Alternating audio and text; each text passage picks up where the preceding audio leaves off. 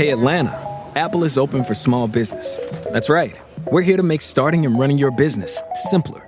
With privacy and security built in on all devices, it's easy for you to protect your customers' data.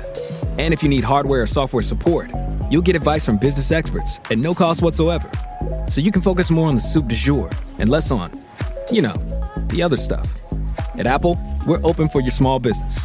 Go to apple.com/small business or visit an Apple store to learn more.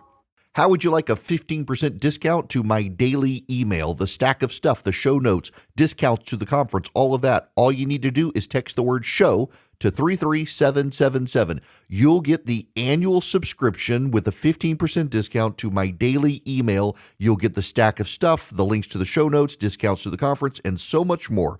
All you have to do is text the word show, SHOW, to 33777. Text show to 33777.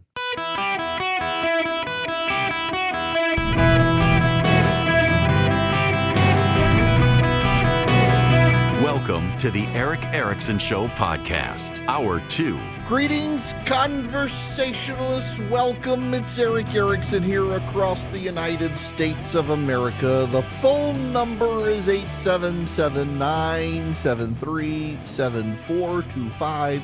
Should you wish to be on the program, I would be happy to have you. Unless you're calling to complain that I don't think the CIA was responsible for the assassination attempt on Donald Trump. You spare me your lunacy. I'm sorry. The one guy who approached me at the Brave Stadium last night was the framing of the FBI and the CIA. That's actually, I disagree with it to a degree, but it makes more sense. But the whole idea that they would try to assassinate Donald Trump, I'm sorry, there are better ways to do it than with the mulleted 20-year-old. In any event, I must move on. Before I do, though, because it's relevant to what I want to talk about, I want to take Billy, who's been waiting on hold for quite a while. Billy, welcome to the show. How are you? Eric, so I'm doing well. How are you today? Great. So, quick question for you. They keep talking about Shapiro from Pennsylvania and that wins on so many votes there. My thought with it is, and I hadn't heard anybody talk about it, is as many votes as it wins in Pennsylvania and maybe even flips the state, it loses that many in Dearborn. So I actually think, yes, maybe. He would definitely lose votes in Dearborn. In fact, some of the loudest anti-Semitic voices in and out of Congress have been tweeting that he would be a mistake. They don't want to say it's because he's a Jew. They're just saying he would be a mistake to be Kamala Harris's running mate. He would lose votes in Michigan, but here's the problem for that is, while you're right, he would lose votes in Dearborn. Pennsylvania has 19 electoral college votes. So you take Erickson, those electoral college votes, I think that they would prefer those. I 100% agree with you on the CIA didn't do it, but they did try to blow up Fidel with a conch shell one time when he was. Yeah, they did. So. Yeah, they got better, though, over time. They did. It is remarkable. Have you ever been to the Spy Museum in D.C.? I have, but I was middle school, so it's been a little while. So what's so cool is they actually go through, there's a whole section there, at least there was for one time, on assassinations. One of the things you note is that, it got better over time from conch shells to actually legitimately being able to take people out. And then there's this wild, you'll note that sometime about the 1990s, it's like, we don't cover any of the CIA assassination efforts after that. It's just, we keep them all in the past history. It's very funny that the museum goes silent in recent memory of those things. But, I still stand by the proposition that if you think the Secret Service or the CIA was in on it, the Secret Service literally protects the man while he sleeps. I'm sure they could have induced a heart attack in the middle of the night without a live studio audience to see it happen. But sure. Or maybe people are going to believe what they want to believe. How about that? What's that? I said maybe an exploding golf ball. How about that? Yes, maybe that. All right, Billy, we're going to get each other in trouble. I better let you go. To your point, though, on Shapiro, 19 electoral college votes in Pennsylvania, 15 in Michigan. If you take Pennsylvania off the board for Donald Trump, his path to victory gets way harder. If you take Michigan off the board for Donald Trump, his path to victory doesn't really change all that much. So you want to take Pennsylvania off the board. I don't know that she will pick Shapiro. Josh Shapiro of Pennsylvania, yesterday a report came out that said he had been asked to submit documentation about the vice presidency. About 3 o'clock, right when I was getting off air yesterday, after having reported this yesterday, he came out and denied it and said, nope, wasn't true. I think he would take it. I totally think Shapiro would take it if he wanted to take it. And he would possibly bring Pennsylvania. It would make it tougher for Trump. They would have to pour more resources into Pennsylvania to win it.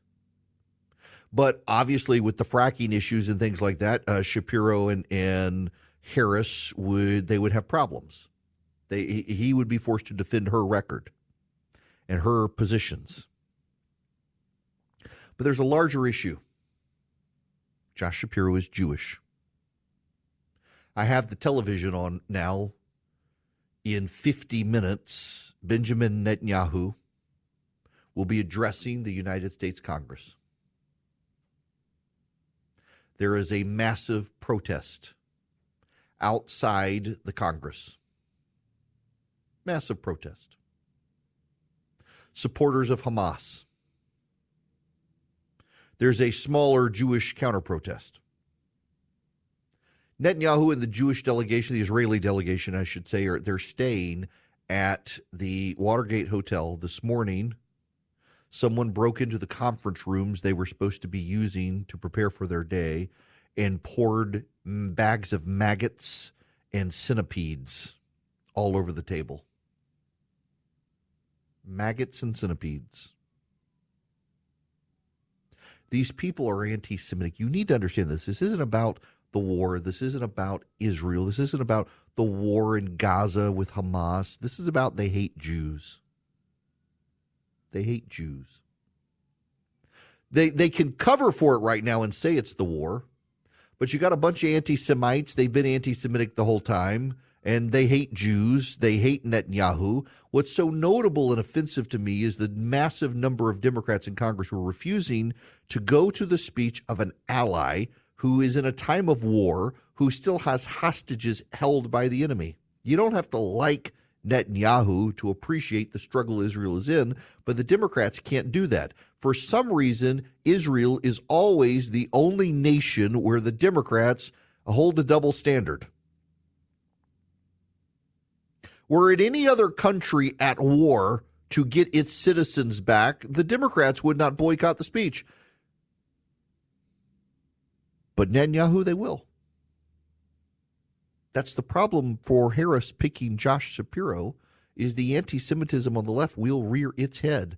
It's one reason the media is so focused about supposed racism on the right when it comes to Kamala Harris.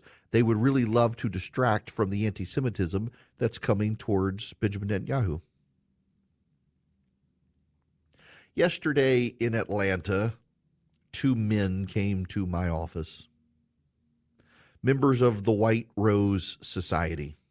They gave me a white rose, not a real white rose, more of a like crystal rose, to thank me for what I have done on behalf of the Jewish people.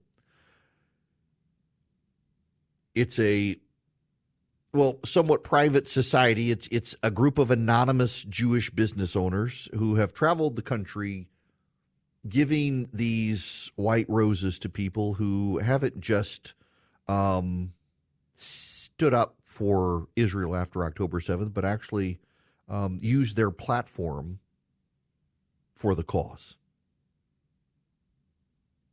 They came up with the name, they were telling me. The very first people to use the White Rose Society were a group of late teen, early 20-something German Christians in World War II. When the Holocaust began to happen, these college students who were Christians began working to save the Jews. All of them were caught and executed by the Nazis. So when this group based in Atlanta wanted to come up with a name, the White Rose Society seemed like a perfect name. We said with the Holocaust, never again. And it turns out a lot of people who said it didn't mean it. It's remarkable to me that Joe Biden, our president, has not mentioned by name the Americans held hostage by Hamas. We have American citizens held by Hamas.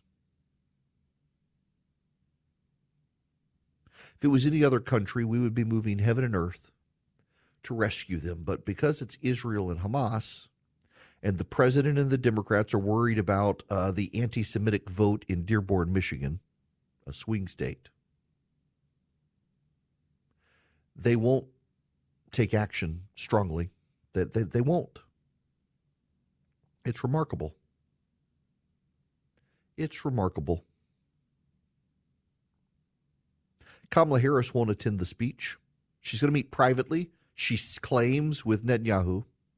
She's not going to attend the speech. She's the vice president of the United States, the president of the Senate. By tradition, the president of the Senate sits with the Speaker of the House and presides over a joint meeting of Congress, which they're having, and she's not going to be there. Doesn't want to be there with Netanyahu. Joe Biden canceled his meeting with Netanyahu. The Democrats don't like him. They've never liked him. They've never liked him. He keeps winning. They never like him. It really, though, is unbridled anti-Semitism and hostility. Israel's always held to a different standard of every other country. Israel's the only country where it's told it needs to have a two-state solution to solve its problems, and the other state would just happen to be a terrorist hotbed.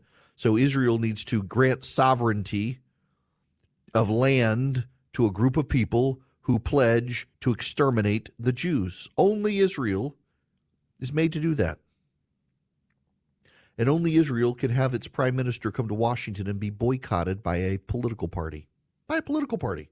Not just any political party, but the political party that controls the Senate and the White House.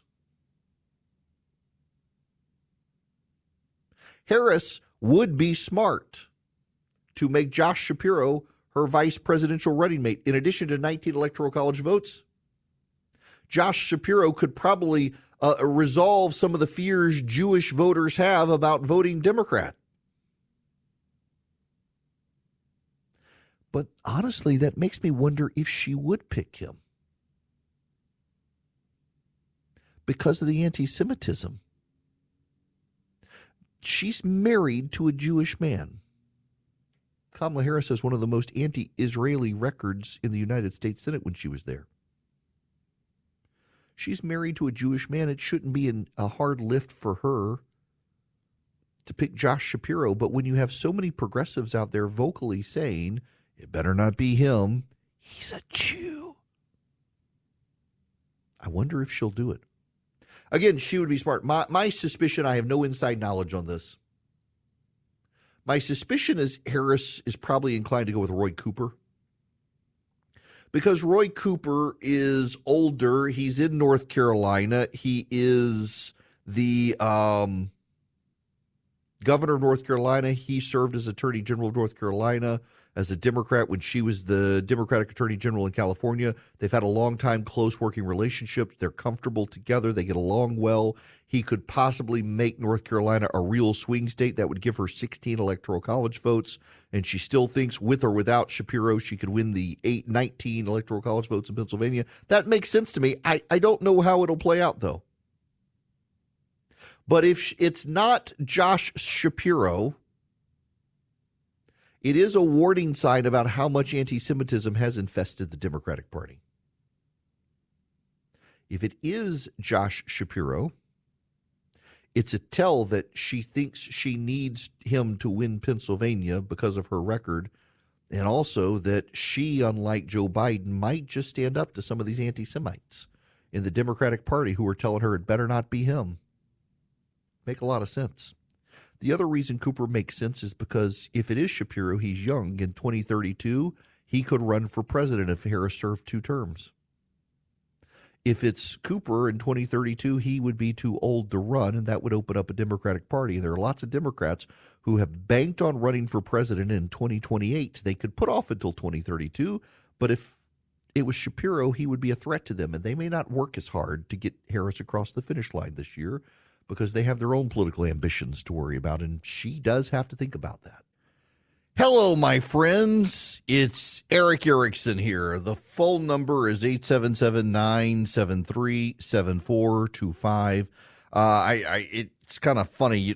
Elon Musk has walked back his pledge of $45 million a month for Donald Trump, saying he's not an occult personality after it was reported. Now he's blaming the Wall Street Journal, even though he and his friends acknowledged that he was going to spend the money. Now he's walking it back. My goodness. Okay, I got to tell you all a funny story. So there's a hotel within walking distance of the Brave Stadium. So I went to the game last night, got rained out, and I was staying at the hotel 2 nights in a row because I had to be up there yesterday, had to do the audiobook revisions, got the White Rose Society Award, had the game last night. So I got a room to check out today, even though I was going to go home last night. I want to leave my car with valet at the hotel. So I go back after the game. It's 8 o'clock. I get my stuff. Game's rained out. Go downstairs, 8:05. There are half dozen people standing outside. The valet is nowhere to be seen. The valet is gone. Like gone, like doesn't exist anymore. Nobody knows where he is. The poor manager of the hotel comes out, and she's just, like we're calming her down saying it's not your fault. She was complaining that Marriott had outsourced the valet parking to a company, and the hotel doesn't actually oversee it. And, well, the guy was gone after about an hour, 50 minutes.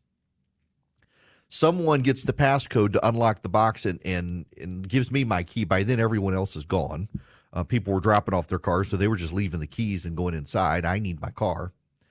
So I get my key and go to the valet, get my car to go out of the valet, and the gate doesn't go up. And when I push the button to call the security people to raise the gate, the machine crashes.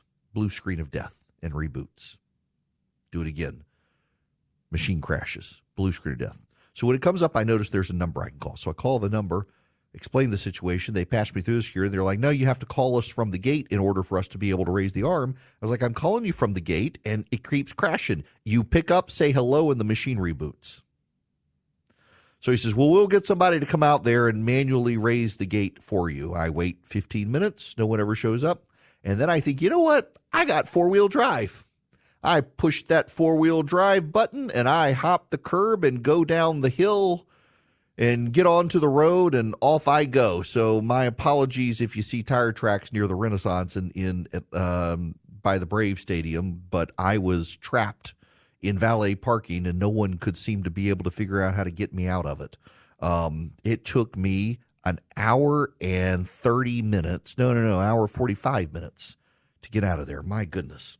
All right, I got to tell you about Vision Computers, y'all. Vision can get you taken care of with your computer needs. All you need to do is call them, 404-COMPUTE, 404-COMPUTE, or visioncomputers.com. If you tell them I sent you, you're going to save even more money. You go to visioncomputers.com, call them at 404-COMPUTE. They can build you a computer, whatever you need. It's going to be better than what you get at the one-size-fits-all big box store, but they really shine in tech support. You can get your answers in 15 seconds or less. They pick up the phone, 15 seconds or less. They tell you how to do whatever you're looking for on your computer. They can do email support. They can do printer support. If your computer's not working, in many cases, they can remote in, and you do not have to have bought a computer from Vision Computers to use them.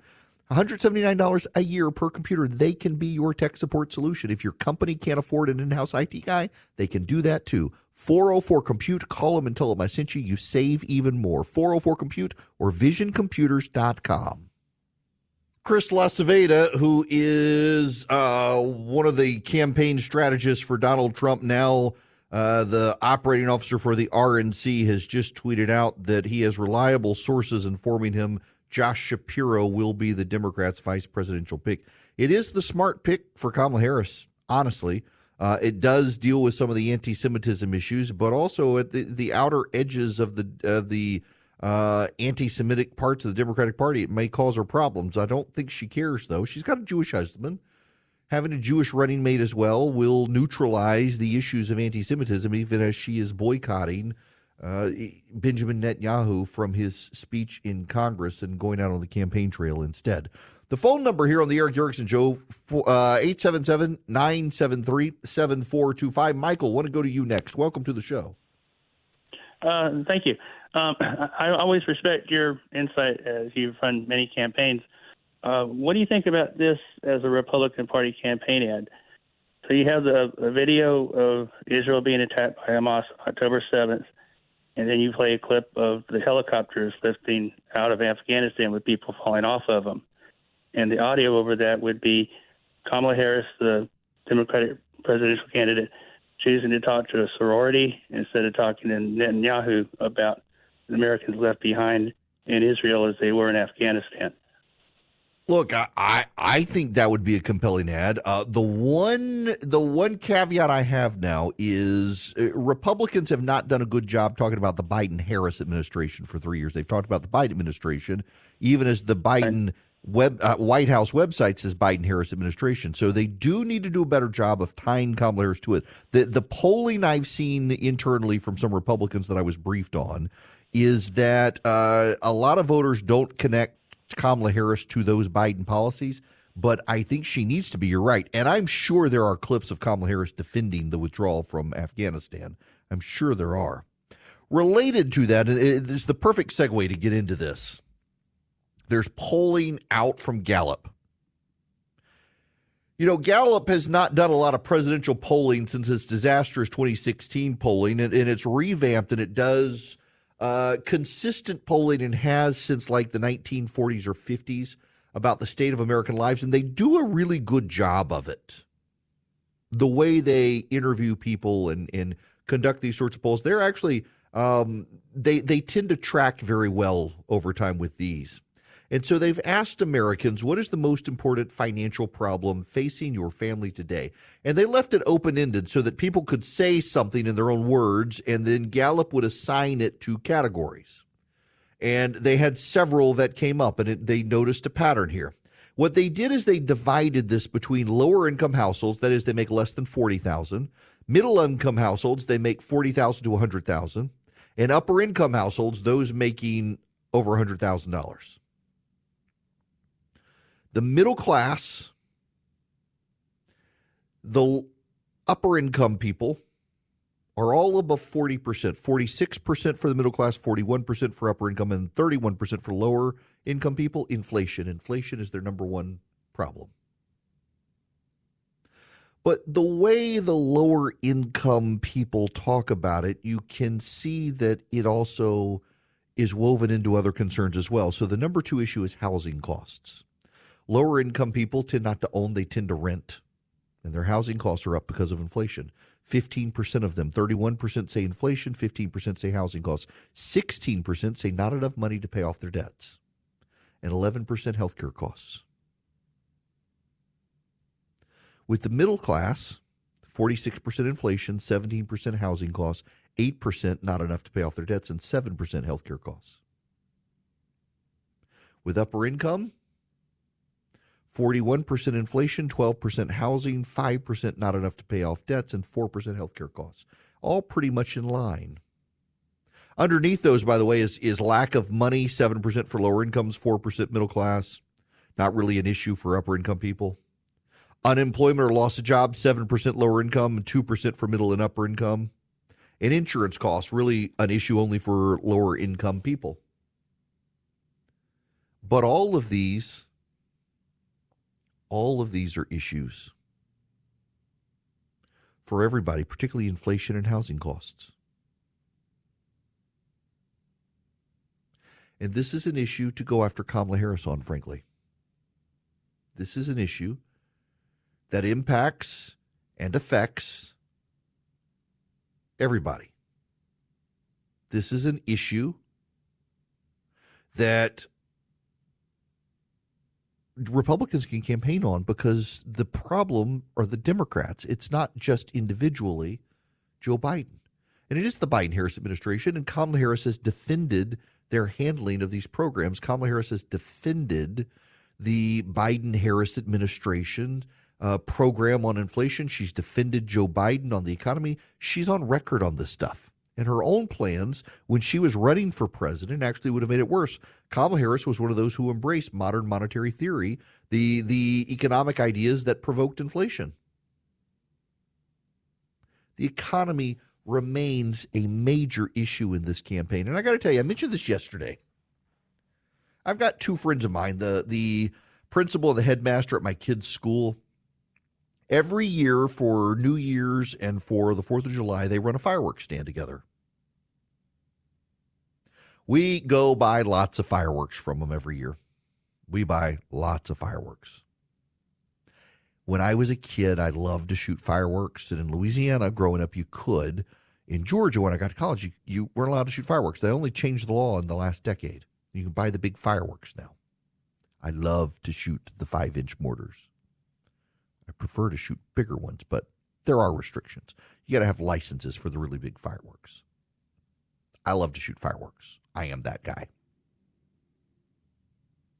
But Jeremy and Chris were telling me at their fireworks stand, they had fewer people this year. And the people they had, the regulars, spent less than they normally do. And I'm hearing this all the time. I was talking to a friend of mine who's a restaurateur. And he said prices have gone up and sales have gone down, that the restaurant is doing fine. His restaurant's doing fine. But he's not going to have as much profit this year. And they're being very cautious about their investments in the restaurant. They're being very particular about waste management in the restaurant. He said, we've done additional things anticipating the slowdown. And that's the recurring story here, is so many people are cutting back. Because of inflation in particular, they have less money to go around, but they're cutting back other things. And I personally believe, and I'm not an economist, but I do have some common sense, that when all of us are cutting back our spending and prices are going up, that's reducing profit for other businesses, and that's going to have trickle-down effects spread across the economy. That's going to negatively impact the economy. That's going to cause further economic disruption unless we have some real good economic growth and interest rate cuts. And I don't know that we're going to have we'll have some, I think, probably September, October interest rate cuts. But how stimulative will that be to the economy? I'm not sure it's going to be as good as it is, and I'm not sure that the claims that we're not headed to a recession or in a recession are real, in large part because of this pattern that's playing out. Time and time again, this pattern is playing out. People are cutting back their money. They're spending. When Gallup comes out and says inflation is still the biggest financial issue, you know what the actual biggest issue is for Americans right now? Still immigration. Immigration's number one and the economy is number two. Still. That hasn't changed in about 9 or 10 months.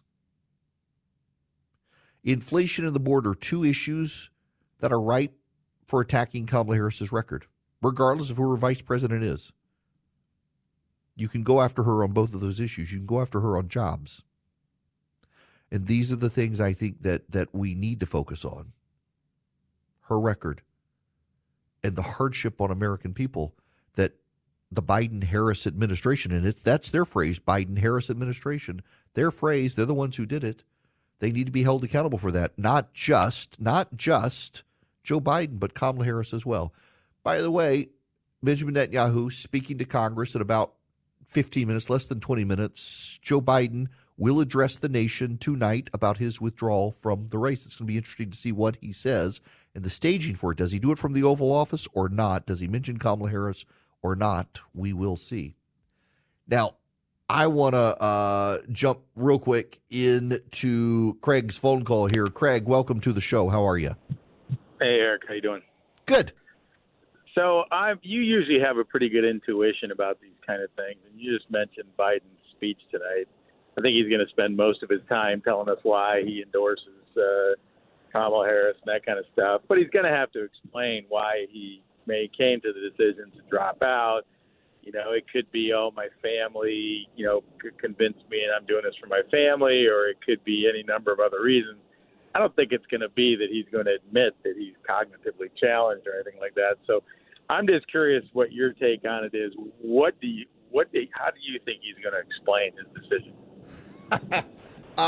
Okay, so this is why I mentioned the setting. If he's in the Oval Office, I don't know that he will spend the whole time making it a rally speech for Kamala Harris. even Joe Biden as president tends to refrain from being super partisan when he's from the Oval Office. It's a line that even he and Donald Trump haven't crossed. If he's in like the East Room, he probably will turn it into a Harris rally.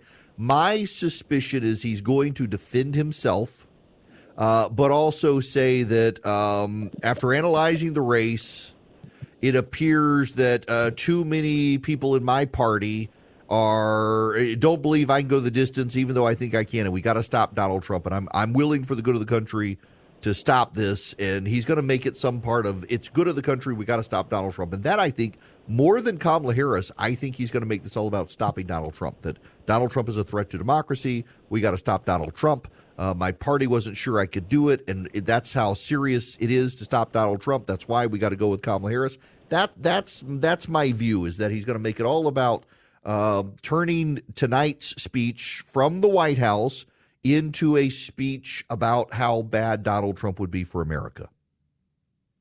And it'll be a partisan speech from the White House, where you're not supposed to give those explicitly partisan speeches, and the media won't care because they'll be amening and hallelujahing with him because the media feels the same way.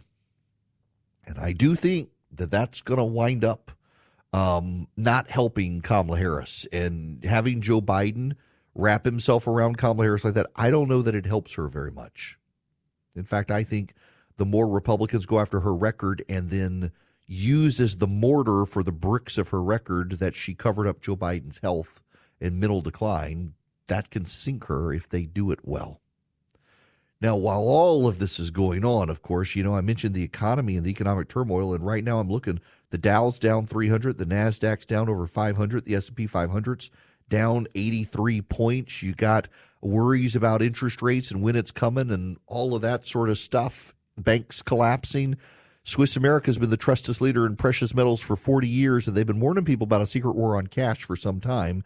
The government can track your cash spending and things like that more and more, and banks have to report on you when you withdraw too much or deposit too much, all that. Rated A+ by the Better Business Bureau, Swiss America can educate you on protecting your assets. In their report, The Secret War on Cash. Takes less than 15 minutes to read. You can get it completely for free. All you do is call or text my name, Eric, to 800-289-2646.